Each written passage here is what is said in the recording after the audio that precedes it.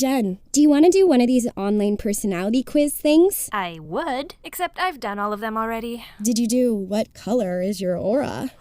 Atomic tangerine. I'll take that as a yes. What about which emoji? The smiley with sunglasses. What about how long would you last in a zombie apocalypse? Did that one too, and for your information, 24 minutes. Yikes. So I take it you already did which bird represents your money persona? Oh, that's a new one. It tells you how you relate to money. You can either be an avoiding ostrich, a strutting peacock, a stashing crow, or a wary owl. Ooh, which one am I? Let's find out. It starts off with a avoiding ostrich. The avoiding ostrich would rather bury its head in the sand than face reality when it comes to money.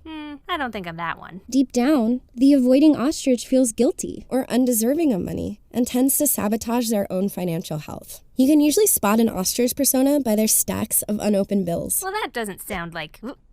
Or by their unwillingness to talk about money with partners and family members. Can we skip ahead? The avoiding ostrich is therefore vulnerable to unnecessary fees and late charges and tends to struggle with debt management. Okay. What's the next one? The strutting peacock. The strutting peacock sees money as the ultimate status symbol and chooses impressing others over their own financial well-being. Deep down, the strutting peacock believes that self-worth comes from the lifestyle they lead. So they tend to create the illusion of being more financially successful than they actually are. Yeah, not ringing a bell.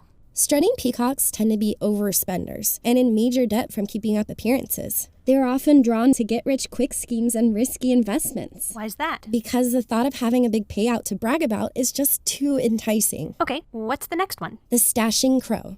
The crow is all about money worship and believes that money is important and scarce. Deep down, the stashing crow believes that you can never have enough money to afford the things you need and want in life. That's kind of a bummer. Stashing crows enjoy the safety of a stockpile and therefore have hoarding tendencies and are likely to be workaholics. They put making money above everything. Hello? Yes, it is. The Johnston account. I'll get right on it. Jen? Just gotta finish up this email real quick and... Okay, what were you saying? The last persona on the list is the wary owl. The wary owl is extremely vigilant when it comes to money and tends to underspend. Isn't that a good thing? I thought only overspending was bad. A little bit of money vigilance is a good thing. But wary owls are at the extreme. Their relationship with money is based in fear. Wary owls have trust issues when it comes to financial institutions and banking products. The fear of losing their money keeps them from investing or growing their money. Sounds kind of paranoid to me. Yeah, kind of like those people that keep all of their money hidden under their mattresses. So crazy. I don't know about this quiz, though. I mean, I didn't relate to it at all. But hypothetically, if I did relate to all of the money birds, would that mean I'm doomed? Jen, of course not. Everyone has a couple of these behaviors that they sometimes gravitate to. The important thing is recognizing those behaviors so that when you're making financial decisions, you're not basing them on avoidance or status or worship or fear. Cool. Okay, now let's do which Italian pasta is your soulmate? Yeah. I hope I get spaghetti.